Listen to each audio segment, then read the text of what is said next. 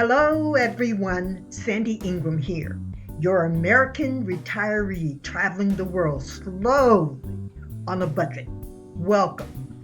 This is the beginning of my journey leaving my Airbnb in the Santos area of Sao Paulo to downtown Sao Paulo, Brazil, where I will stay in a hotel before catching my flight in 2 days. I always feel less stressed if I'm closer to the airport when it comes time to leave a country. Most times, leaving the Airbnb 2 days early is not necessary. The Santos Para Grande area is almost a 2 hour drive from the airport, so I wanted to be closer in case there is traffic or a jam up that would prevent my taxi from arriving at the airport on time. Plus, I need to see more of downtown Sao Paulo. The drive into the downtown area is beautiful and full of available ways to slow down the traffic to a standstill over and above the normal bumper to bumper traffic during rush hours. When I arrive in Sao Paulo, usually at around 4 a.m. in the morning, because I catch the red eye from Bogota, Colombia, I get to see the sunrise as I travel to the Santos Para Grande area. Both times I can feel the difference in the hustle and bustle of the cities and the international airports when I hit the Atlantic Ocean coastline. My body just drains of stress and I feel so much better. It's not something I can describe. It's something you have to experience. My body instantly relaxes, and I know that my 90 days in Brazil hopefully will be in a relaxed state of mind.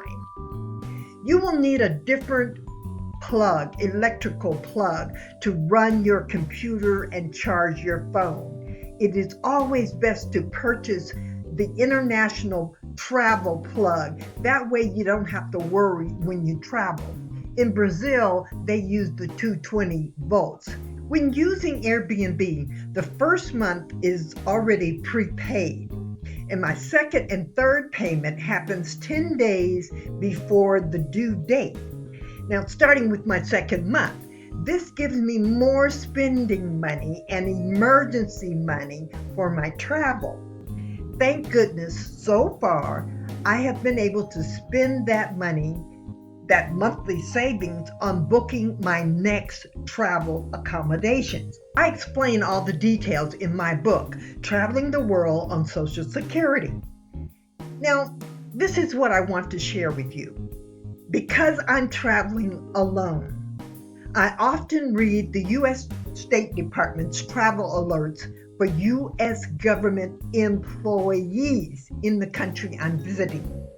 For example, people who work for the U.S. government are not allowed to go to certain areas of Rio de Janeiro or Sao Paulo. In some places, they are not allowed to take public transportation. And in other places, they are not allowed to hail down a taxi on the street. They can only get a taxi that they have called, and there is some sort of record. If the U.S. government doesn't allow government employees to go or do certain things, then I don't either. Check out the U.S. State Department's pages, not only for travel alerts for travelers, but the notes for government employees. Now, here is another issue that I have experienced recently. As you know, Acapulco is kind of like my home base. Mostly because I got stuck there during the pandemic. I got to know the city. After I got to know the city, I fell in love with the city, and I adopted Acapulco as my home base. Now, in Acapulco, if you call yourself being a Uber driver, you could be shot. The cartel don't play that. So because I would never catch a Uber in Acapulco, I rarely catch an Uber in any other part of the world. And when traveling into Sao Paulo, I learned that once in the downtown area, taxi cabs and buses have their own special lane in some of congested blocks within the city. Uber drivers cannot use these special lanes. So yes, there is discrimination against Uber drivers in some cities. Yet the locals use Uber drivers extensively. My hotel was the Ibis Budget Hotel, which is 2 blocks off the most famous street in the largest city of the Americas, Paulista. Beautiful street, busy day and night. Right around the corner on Paulista is the Ibis Hotel, which is far more expensive than the Ibis Budget Hotel. However, let me tell you, the chefs at the Budget Hotel are good. The food is beyond good. And the hotel cafe-like restaurant is always full for breakfast, lunch, and especially dinner. They do not have room service, but you can get your food in the restaurant and take it upstairs to your room. The hotel security is tight. You can't go anywhere without your key card. The elevator will not go up, it will not stop, it will not do anything unless you register your key card with the elevator. Now, how's that for AI? The hotel rates are affordable for a person receiving income in US dollars. And I'm talking about the Ibis Budget Hotel, but expensive for the locals who don't earn very much money each month. Very few locals can afford the regular Ibis Hotel rates. These hotels are full of travelers from all over the world, and there are people on staff who speak English. As you can see, the view from my hotel room is satisfying. Not as satisfying as waking up and looking at the beach and the Atlantic Ocean, but still satisfying. The value of these types of videos on YouTube.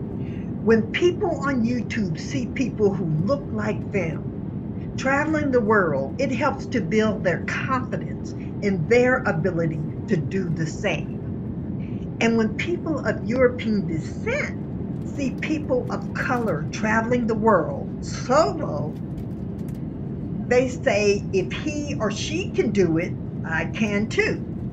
Because people of European descent already understand the organized racism that people of color experience throughout the world.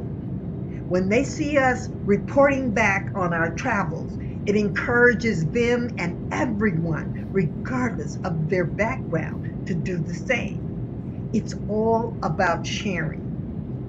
When you show respect, you get respect. But be warned, don't bring your attitude to your foreign travels.